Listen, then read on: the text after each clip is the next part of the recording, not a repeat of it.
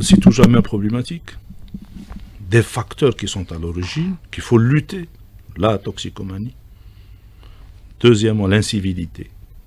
Non-respect de code de la route.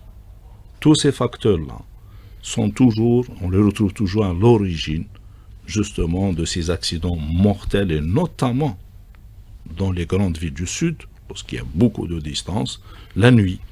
Ce sont des facteurs, on parlait même des mouchards, d'une politique de contrôle, un suivi particulier du véhicule et du conducteur.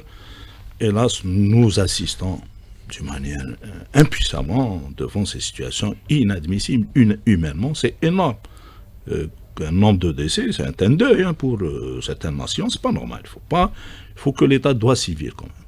Doit civil d'une manière, et aussi on continue d'y aller à lutter contre les fléaux, justement, la toxicomanie, l'incivilité, le non-respect du code de la route. La plupart des accidents de la circulation mortelle, le conducteur est souvent sous l'effet, pas d'une drogue, souvent on retrouve Bricabari, cannabis, cette association. Avant c'était l'alcool au volant, mais ce n'est plus le cas.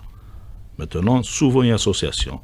Il y a un phénomène syndromique, sujet jeune, excès de vitesse, et l'effet de la drogue, souvent on retrouve cannabis, Bricabari.